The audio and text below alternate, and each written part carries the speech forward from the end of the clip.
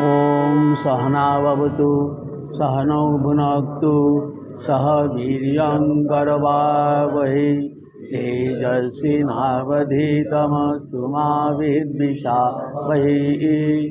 ओम शांति शांति शांति। हरि ओम। এই মন্ত্রটি আমাদের যে বিভিন্ন বেদ বলে প্রাচীন সাহিত্য, সংস্কৃত সাহিত্য নাম মোটামুটি আমার মনে হয় সকলেই জানে। বেদ বেদ যে হিন্দুদের মূল ধর্মশাস্ত্র। বেদ বেদ চারখানি, চার ভাগে বিভক্ত: ঋগ্বেদ, সামবেদ, যজুর্বেদ, অথর্ববেদ। আবার বলবো, এটা লিখে নিতে পারো, টুক টুক টুক টুক টুক।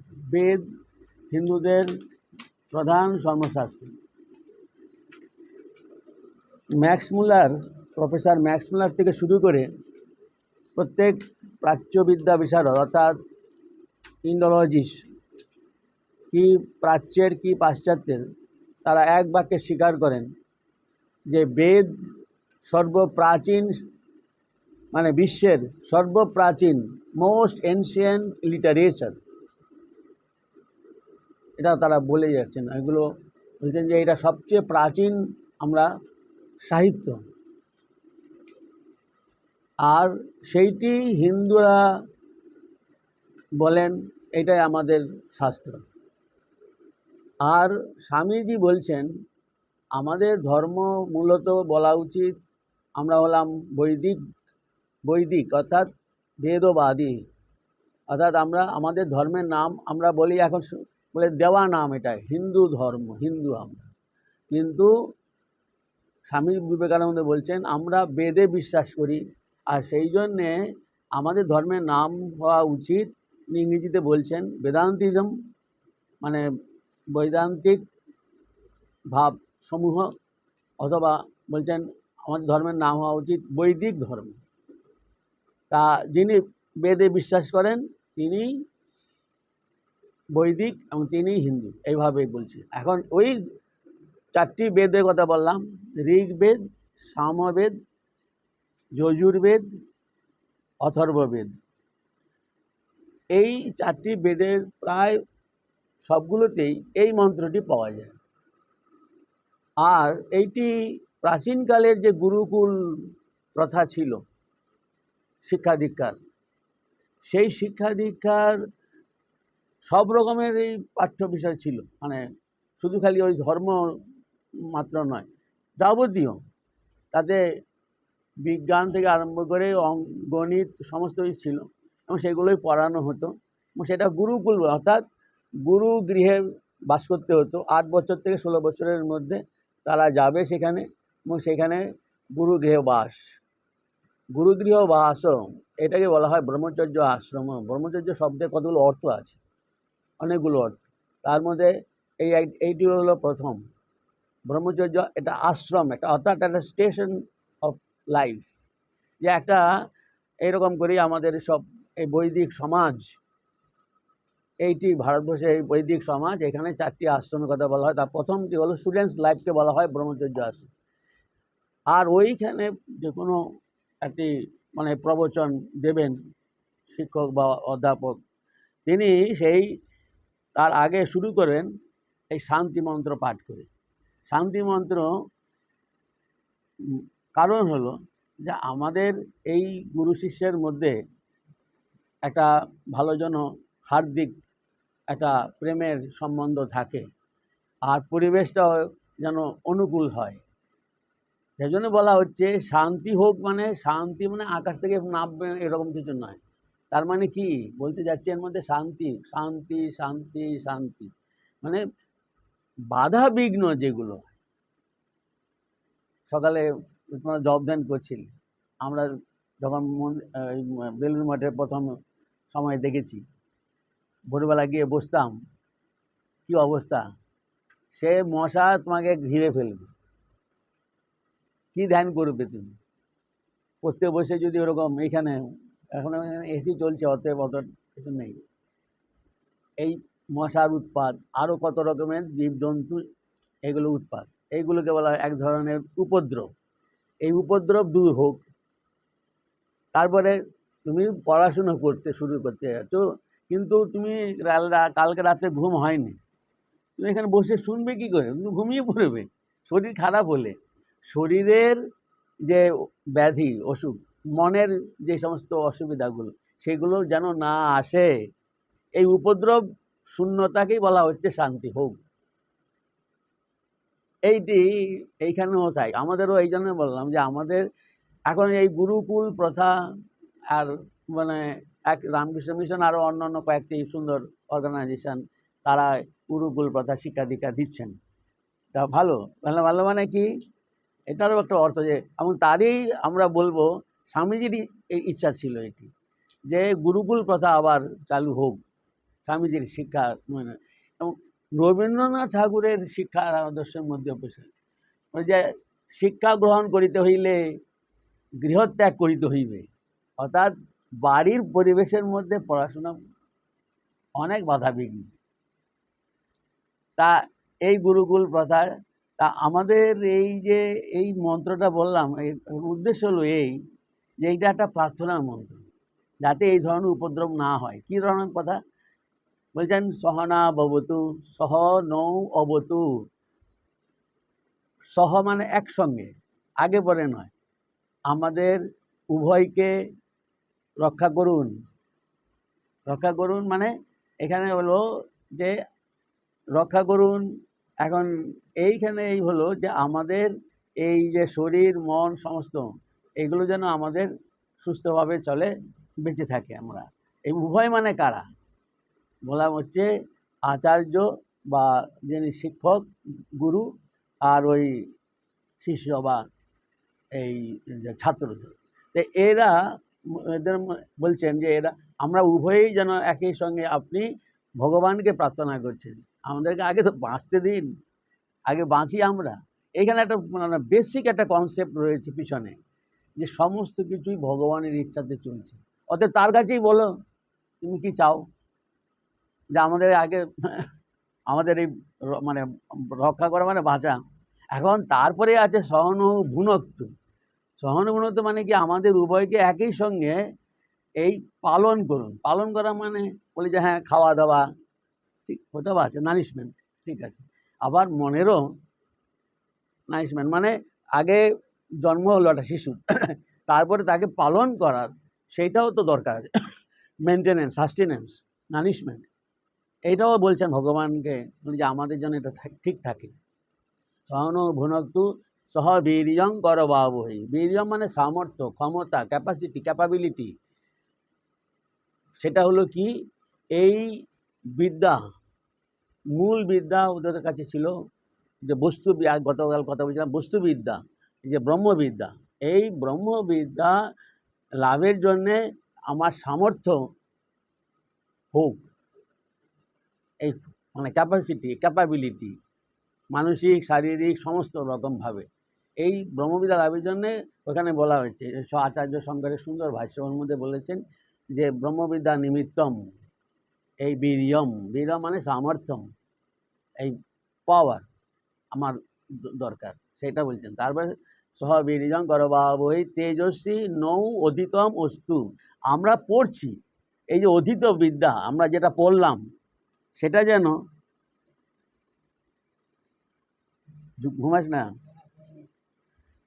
সেটা যেন এই তেজস্বী হয়। তেজস্বী মানে কি, ইট মাস্ট বি ব্রিলিয়েন্ট, মানে জিনিসটা যেন আমার মনেতে শরীরে যেন একটা মানে মজ্জাগত হয়ে যায়, যাকে বলে বাংলায়।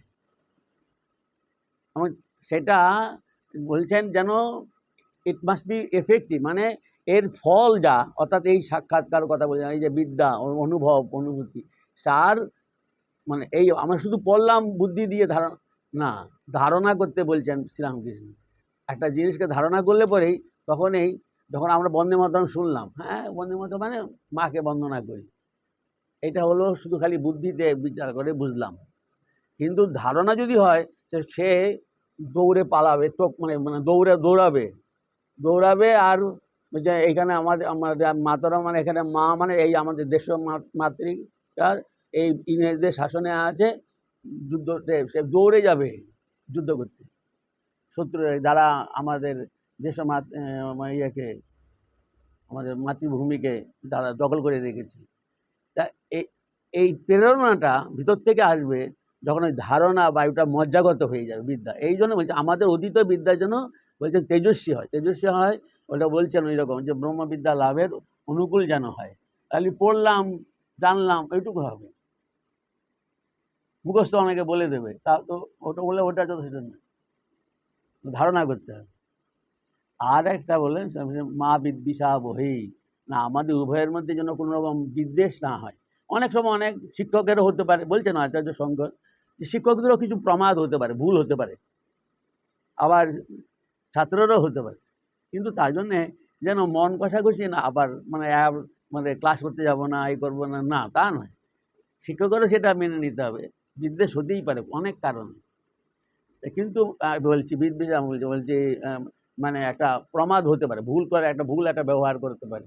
হ্যাঁ, এই জন্য বললাম যে এই সহনা ভবতুর এই যে মন্ত্রটি, যে এত সুন্দর অর্থ তার, দেখুন এই যে আমরা আর এই বিদ্যা লাভের জন্য এই আগে বললাম, দেখো ভাই শুধু ক্লাস করলাম, শুনলাম, স্যার বললেন, নোটও করলাম, তারপরে গিয়ে ওর 6 মাস 1 বছর পরে দেখি করে আমরা ওটা আবার পরীক্ষার খাতাতে অ্যান্সার পেপারে আমরা এটা ঢেলে দিই, তাই তো?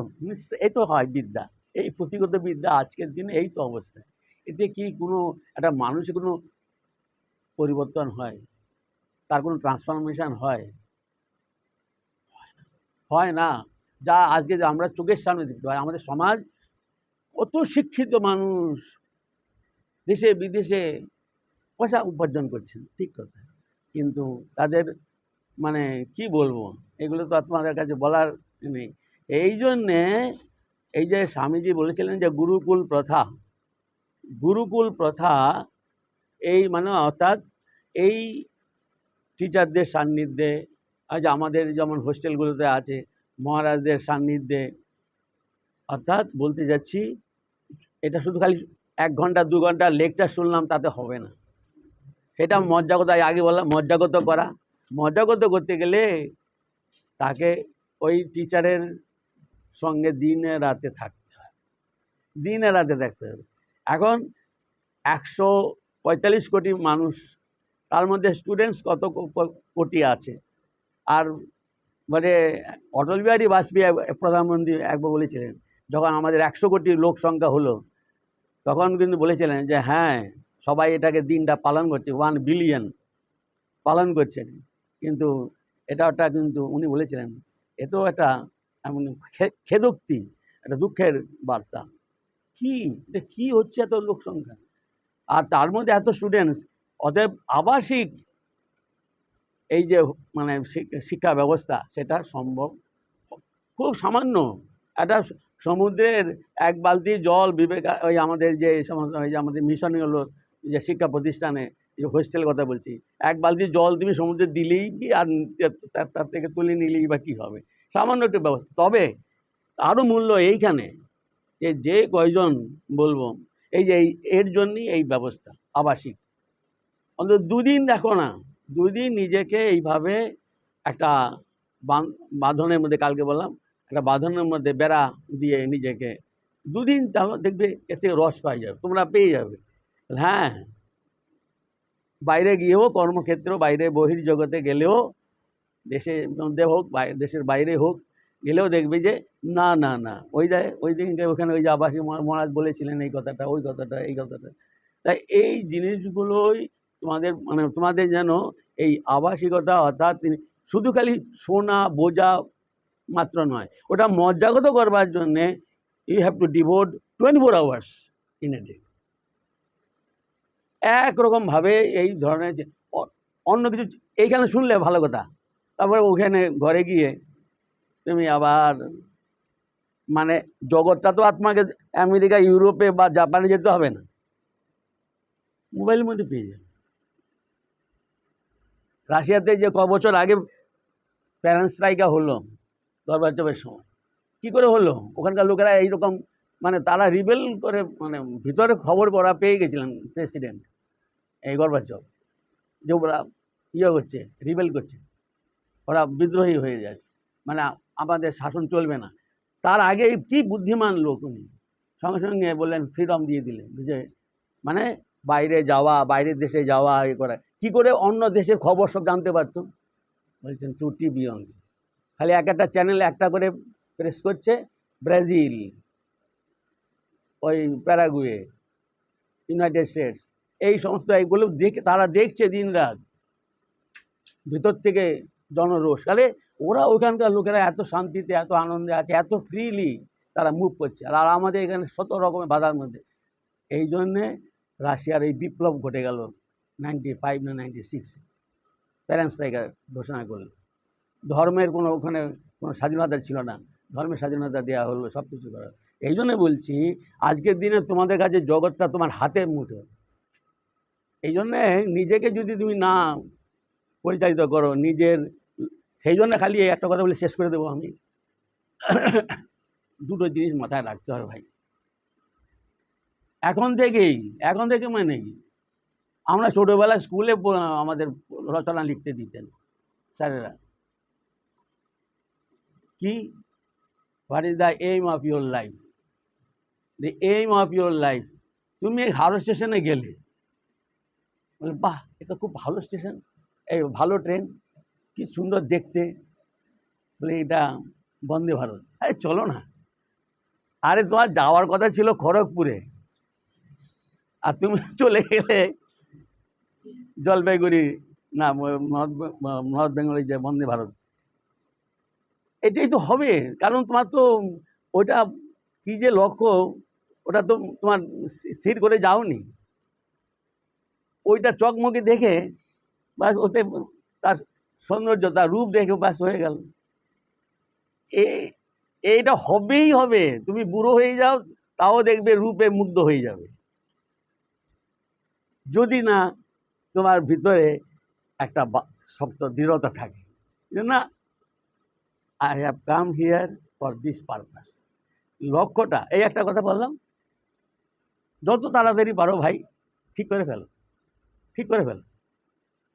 আর দ্বিতীয়, ওই লক্ষ্যটা খালি জানলাম, হ্যাঁ আমি ডাক্তার হব, আমি অমুক হব, আমি তমুক হব, কিন্তু ভেতরে না, আমি একটা মানুষ, ইয়ং ম্যান, আমি যেটা ঠিক করেছি এটা হব, এটা করব। গতকালই হয়েছিল যে to have or to be, কিছু অর্জন করার জিনিস নেই জগতে, যেমন হাতে আসে আবার হাত থেকে বেরিয়ে যায়। সেই জন্য কী হব সেটা ঠিক করার জন্য বলছি, সেটা ঠিক করে নাও। আর একটা দরকার হলো, ওইটাকে লাভ করবার জন্য তোমার যদি নিজের উপরে বিশ্বাস না থাকে, তাহলে তো মানে ওইসব চিন্তা করে লাভ নেই, লক্ষ্য ঠিক করারও প্রয়োজন নেই। আত্মবিশ্বাস, আর এই আত্মবিশ্বাসটা, এই আত্মবিশ্বাসের জন্যে বলবো বারবার করে, প্রতিদিন আত্মবিশ্বাসের মূর্ত রূপ হলো কি, মানে জীবন, এত অল্প বয়স জীবনের মধ্যে এই বিবেকানন্দের জীবন যে পড়বে সেই বলে, আরে সত্যিই তো এই লোকটা পারে, তো তাহলে আমি কেন পারবো না। এইটা আমি বলতে চাচ্ছিলাম, যে একটা লক্ষ্য ঠিক করে ফেলো ভাই, একটা ভালো লক্ষ্য ঠিক করে ফেলো, যত তাড়াতাড়ি পারো। তোমাদের বয়স হয়ে গেছে, 15 তো হয়ে গেছে বলছেন, আর বিশ্বাসটা রাখ, হবেই হবে। আর বিবেকানন্দ দেখো এখনও আছে, বলছেন আমার শরীর গেলেও আমি তোমাদের মধ্যে কাজ করি, সত্যি তাই কাজ করে যাচ্ছে। যেই তার কাছে প্রার্থনা করে শুনবেনই শুনবেন। এই জন্য এই যে আবাসিক, এই যে যুব শিবিরের আবাসিকতা, অর্থাৎ এখানে থাকা 2 দিন, এর অর্থ হলো যে এই শোনার আগে এবং পরে নিজের মনটাকে যেন ঠিক রাখবে। ছোট্ট একটা কথা বলছি, শেষ করছি। এই যে আসবার সময় এইখানে তোমরা আসছিলে, তোমাদের মধ্যে একজন দেখলাম, ওই আমাদের এই যে তোমাদের এই বাড়িটার ভিতরে সারদা ভবন, ওখান থেকে তোমরা আসছিলে, এসে মন্দিরের কাছাকাছি এসেছো, দুদিকে ফুলের বাগান আছে, রাস্তার ডান দিকে মন্দিরের দিকে একটু থুতো ফেলল। আমার কিন্তু সত্যি কথা বলছি, ছোট্টবেলায় শুনেছিলাম না কখনো ফেলবে না থুতু, এখানে কোথাও না, মুখে আসে থুতু আসে, গেলে ফেলবে, তাতে কিচ্ছু ক্ষতি নেই, গেলে ফেলবে। এখন আমি দেখি, যাই হোক, সেটা আমার শরীরের কারণেই হবে, মুখে থুতু আসে আমার না। কিন্তু আমি দেখলাম যে হ্যাঁ, কত জিনিস শিখবার, কত জিনিস শিখবার জন্য সারাটা জীবন যাবৎ বাঁচি তাবৎ শিখি। এই জন্যে বলছি যে তোমরা এসেছো, খুবই মানে আনন্দের ব্যাপার। এই যে সাধু মহারাজরা শুনেই মহারাজ এসেছেন, সেই জন্য বলছি এটা খুব আনন্দের। আমরা আনন্দের সঙ্গে তোমাদের মানে ডাকছি, তোমরা এসো। ইউ মানে বলবো যে এইটাই হলো কথা। Swami Vivekananda was great. আর ম্যাকলাউড বলছেন যে এত বিবেকানন্দ করছেন কেন আপনি? Only that he was the only person whenever I have gone to him, I felt, yes, here is a great man. And I also felt myself, I am also great, I am also great. এইটাই জন্য তোমরা এসেছো, একটা মহান বস্তু পাবে, নিয়ে যাও, জীবনে সেটা প্রতিফলিত করো নিজের জীবনে। সকলকেই স্বাগত জানিয়ে, ধন্যবাদ জানিয়ে আমার বক্তব্য শেষ করি। মহারাজ এসে গেছেন, মহারাজ